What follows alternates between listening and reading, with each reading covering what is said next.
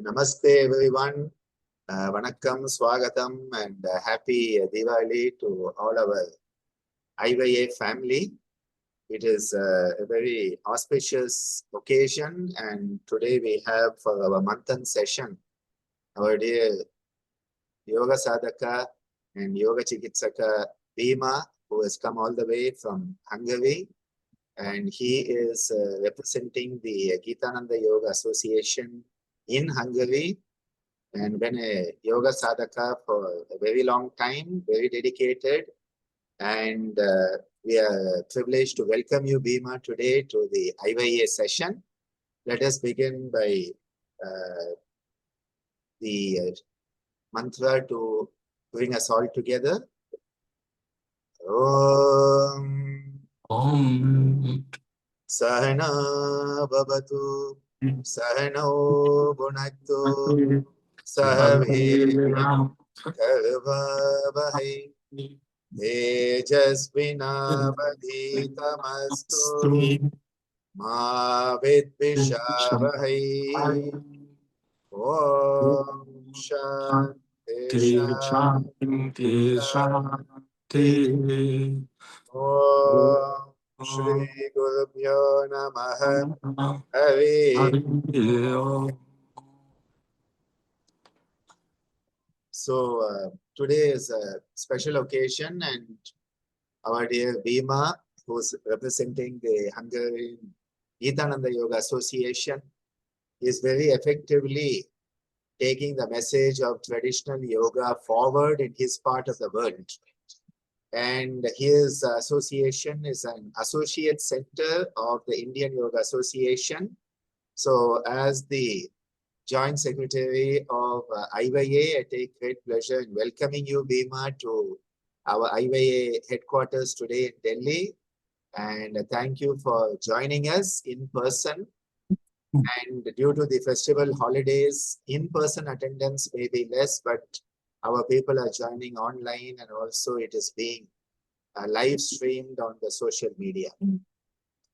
I have known Bhīma for many years now, and found him to be a very dedicated yoga sadhaka, someone who is not just trying to understand yoga as a physical exercise, but as a spiritual way of living in tune with the higher nature. So I would like to request Bhīma to start off by giving us a little bit of his story and how he came into yoga and how he found yoga, or rather maybe yoga found him. And then after that, I will continue to take this forward with a few questions to bring out your perspective of yoga, and also how is yoga being spread in your part of the world. And then we will also have a few practices that we would like you to share with us from the Gitananda tradition. And then if there are any questions from our participants, we will also address them. So first and foremost, welcome, Bhīma. So can you give us a little bit of your story of how you came into yoga and how you found yoga, or yoga found you? Thank you, Guruji. As I'm doing yoga since 25 years ago, and when I'm text you first, that was 10 years before, and it was a very interesting story because I do this Gitananda Yoga techniques from the beginning. Just the organizations where I'm meet with it, it's not mentioned the source, and I was curious about how it came from these teachings, these techniques what I do daily. So I do daily about 3-4 weeks. I practice every day 3-4 hours a day, and I was curious about the depths or the roots of the yoga, not just the techniques, the tradition behind it. And I made a little private investigation about how it's come from. and the storylines is came to me to Pondicherry Ananda Ashram, and I remember when I'm text you first. That was an answer. Oh, just please come and spend a half year in Pondicherry Ananda Ashram, and you will see the whole thing. So first, I'm just curious about some techniques to add to my repertoire and use to the daily yoga practice, but it opens me a door to a new world, to being connected to the roots of real yoga. So I think I know yoga, but that was not really true, because the yoga lies in the presence when you live it. So not just some techniques. It needed the cultural context.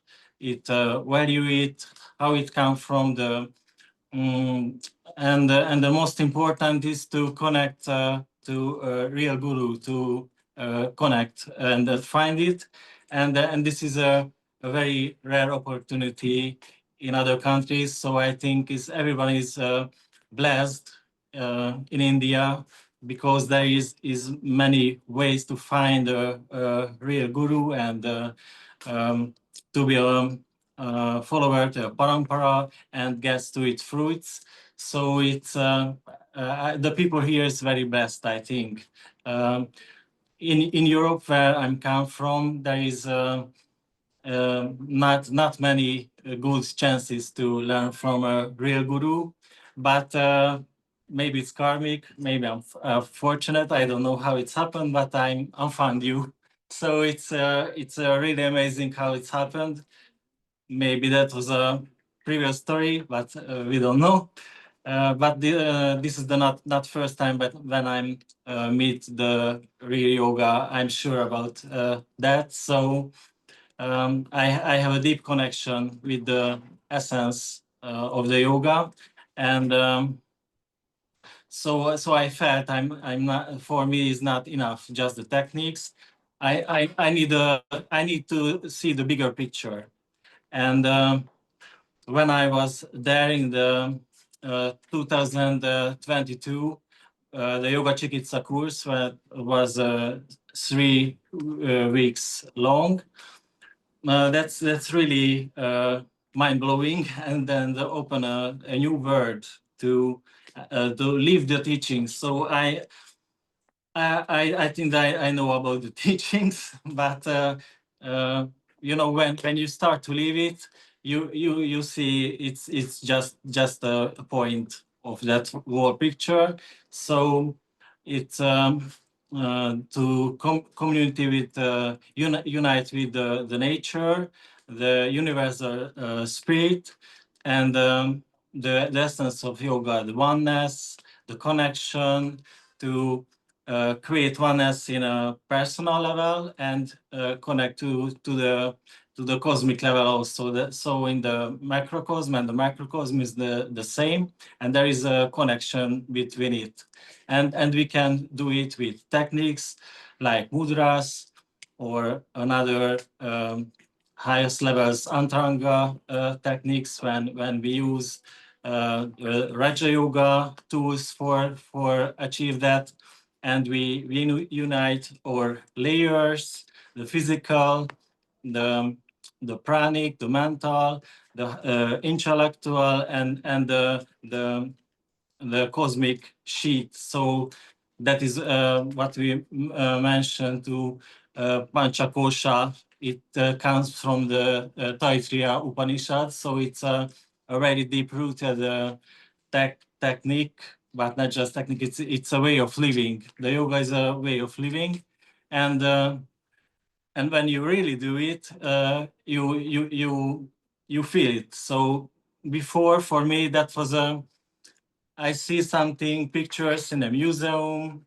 and parts of the museum become alive. That was my experience about it. I do daily many hours with yoga, but when I meet you and I went to the ashram, it was the more what I'm get in my whole life before.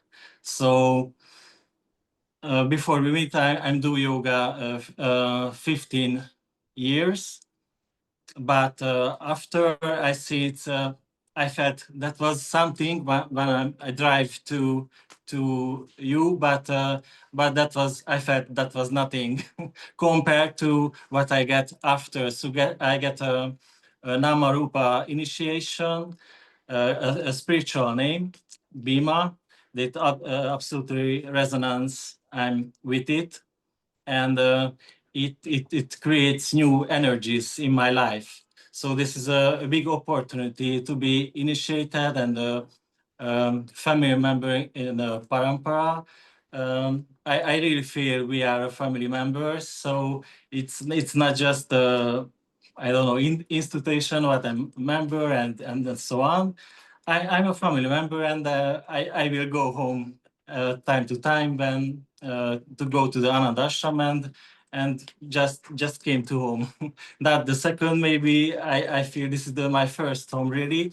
So this is my retracing plan to, at least when I get too old, I move to Pondicherry in the future. So it's I'm very rooted there. I feel I have a special connection with that city, with that people, with this whole culture, and my vibe is very close to it, and I resonate with it so much. So this is the first. What I came to my mind, and I use this technique. Um, for example, this pranayama technique is very helps to integrate the layers. So not just the physical level, to the movement, the concentration, and and breath exercises, we can unite our layers, and it become a cosmic experience when you attached to the Anandamaya Kosha also. So we can attach that 5 layers all together. And this is the cosmic experience. And I felt that much time, and I try to reach it day by day.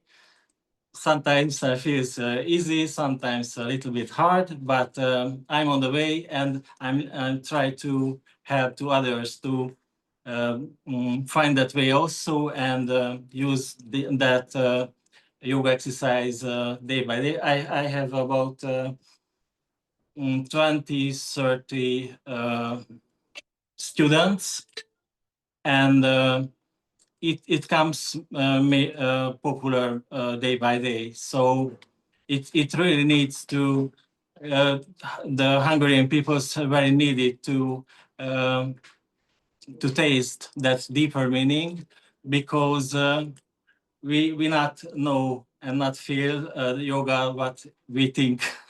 So it's a very complex experience, and we must to came India and live that here. So repeat again, the people who live there, born here, it's a very rare opportunity to live the essence of yoga. Just I'm come to the airport and see around.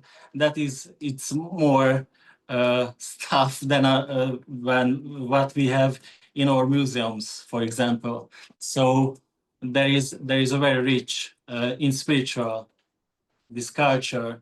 So I'm really appreciate, and I try to connect as I can. Yes,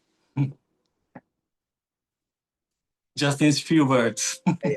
Thank you, Bhima, for sharing that beautiful story of how you came into yoga and what it means to you. And as you rightly put it, often when people come to India, it's a bit overpowering because the culture is a very old culture. It is a timeless culture, Sanatana, that is still alive today. So as you said, in a museum, you will see a few pieces of things. India is like a living museum. It is thriving with life. And this is why I just wanted to ask you, when people are sharing yoga in the West, what do you find as the difference between that and what the Indian approach is teaching us? So a little bit about that would be interesting for our IYA members to know.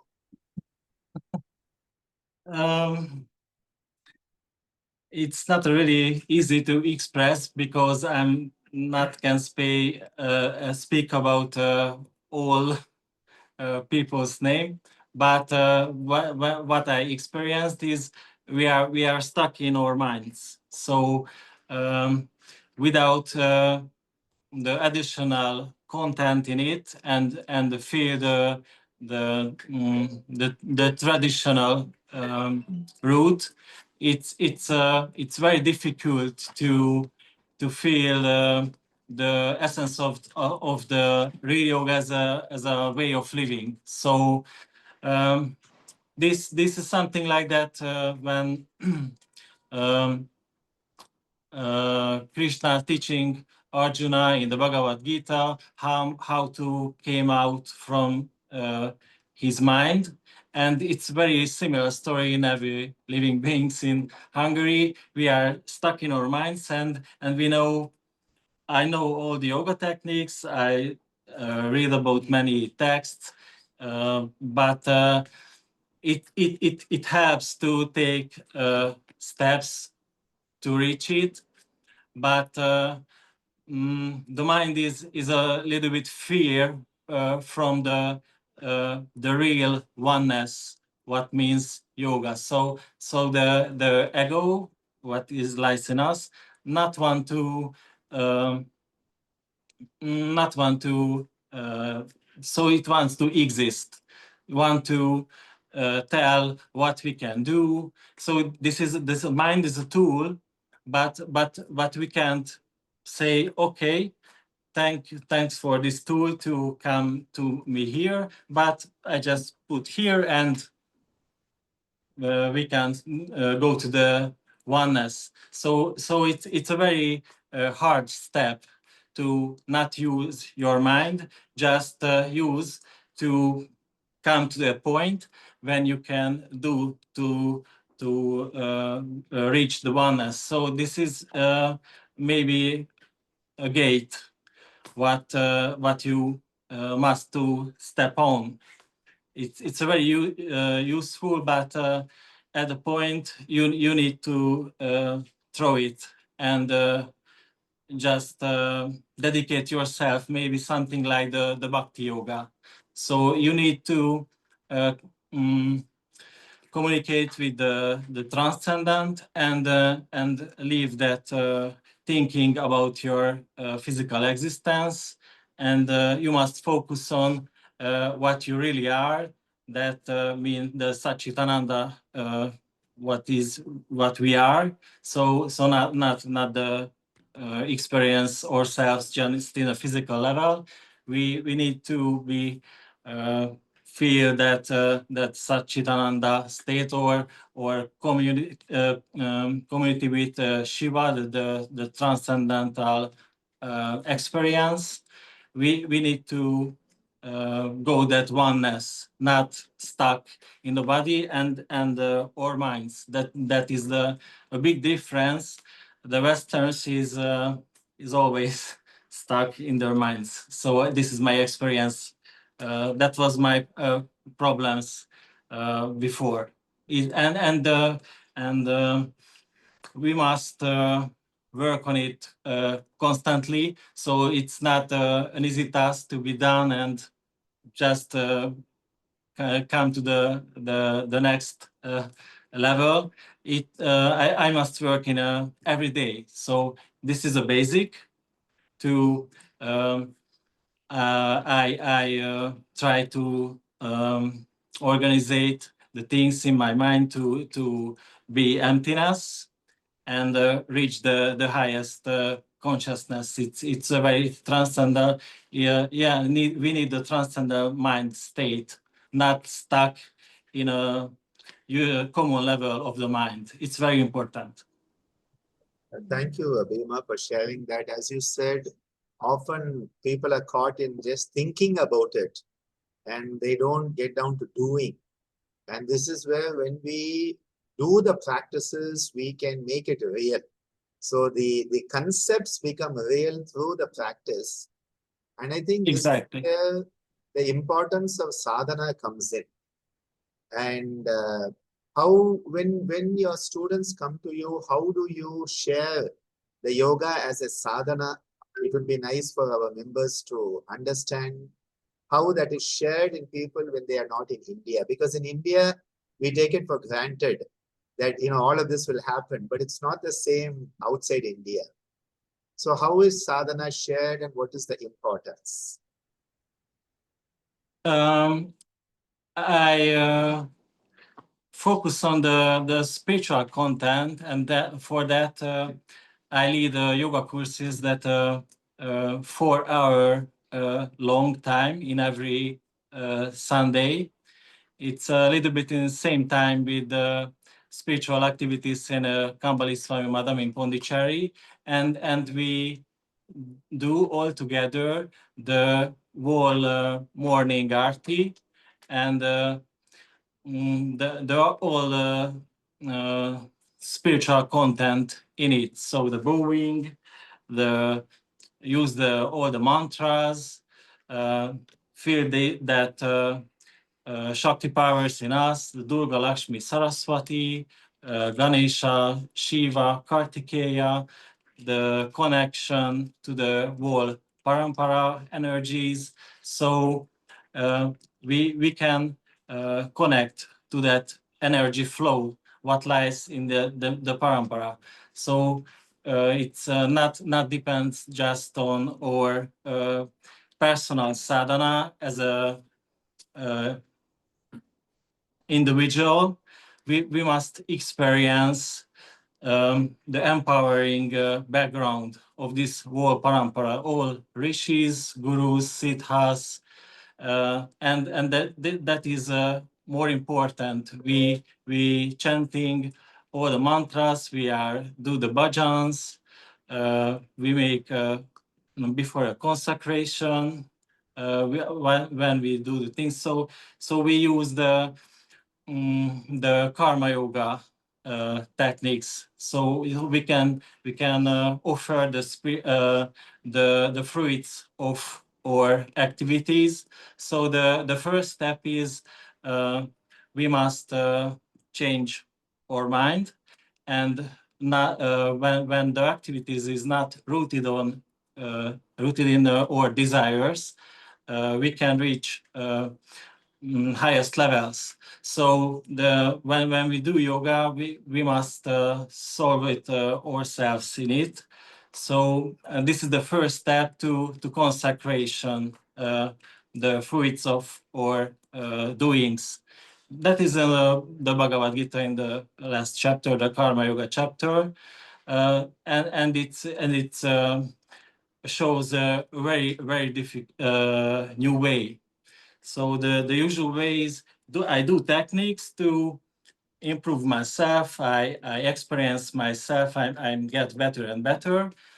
But when you consecrated your activities, you can touch something more spiritual and more close to the essence of yoga. Thank you for that. I think it's very true. The mundane day-to-day activities have to be sanctified, consecrated, as you said, where we are doing them with the picture of the bigger aspect. And this is where I think earlier you mentioned Bhakti Yoga also comes in, Karma Yoga comes in, the Jnana Yoga comes in. I think it is very beautiful to hear about this. I was also just thinking, like, as someone who is an associate center of IYA outside India, what is the type of support You feel that the IYA can give people like you who are trying to take the message of yoga forward in your countries? Yes, my students is say it's a very good like link tower, their lives to see something about real yoga, to get the mails from the events, to participate the online courses and so on. It's a very good opportunity, and it's more when we can meet with our daily life in Hungary. The Hungarian daily life is focused on maybe to how we can be more successful in our lives, in our social lives and other uh, limbs of our existence. But it's another story when you organize your life, and you need to uh, taste more spiritual content, and the IVA is show events and opportunities about this to to get many chance to be connect with the essence of the real yoga by these events what they organize.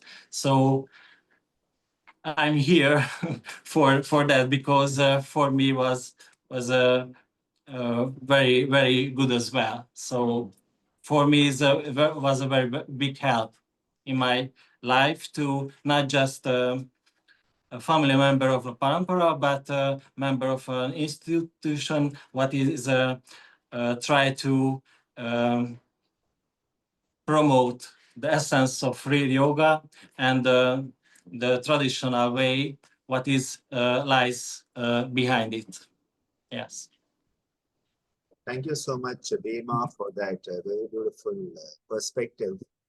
I would like to request you to maybe lead our participants in maybe a practice. You may choose the Pranava Pranayama or something like that. If you can lead our participants, they can have a good feel of what is this in person. So maybe you would like to share a practice, please do so. Maybe I can stand for it. If it's, I don't know. The problem is, if you stand, we don't see you. So you're too big for the camera when you stand. Yeah, that should be okay.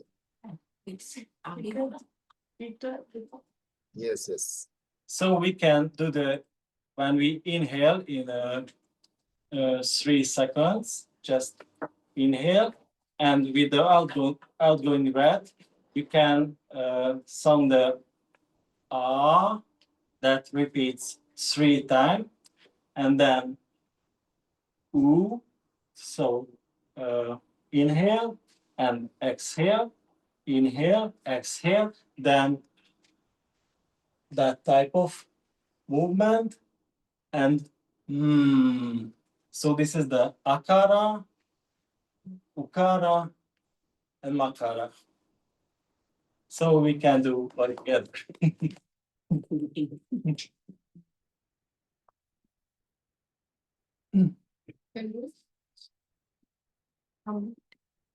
We can start.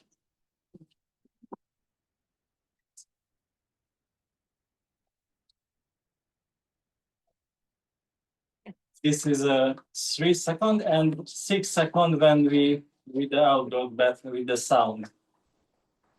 So 1, 3.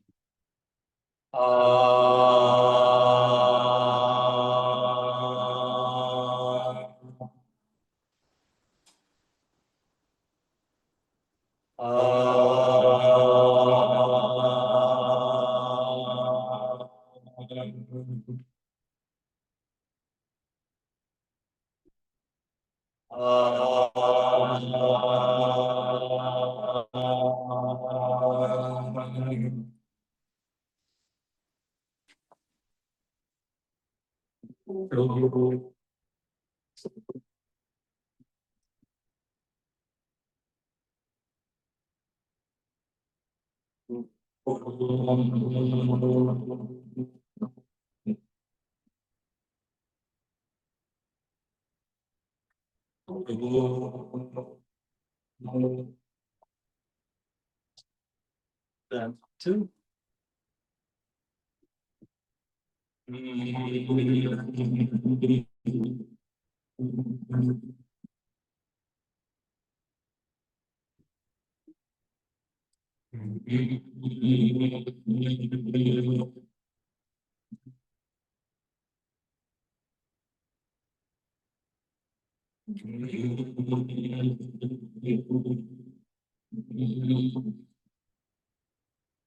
And now, all together.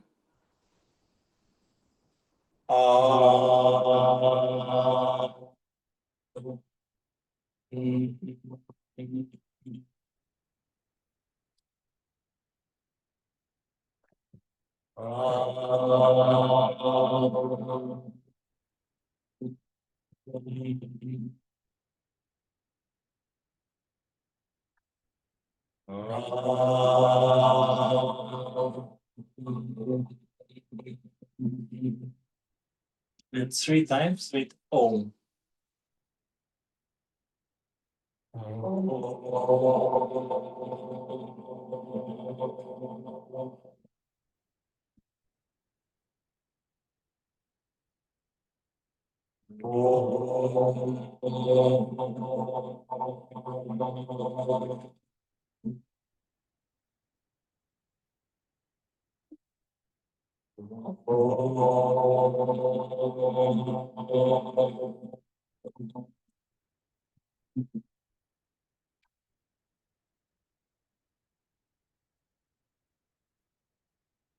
And stay with closed eyes, and we can see what is happening inside us.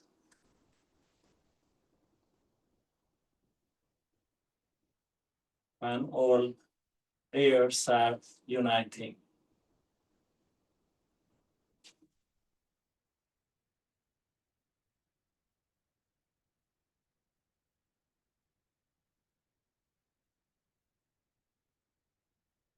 We can remember what was our state before the practice, while the practice, and after the practice, how we feel ourselves after we do this.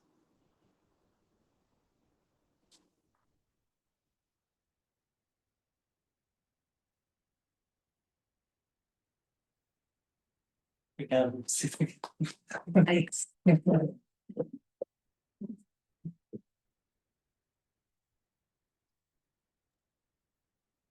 Thank you for that, Bhīma. I think, this is so important because in this, one is, first of all, we are sitting for a long time.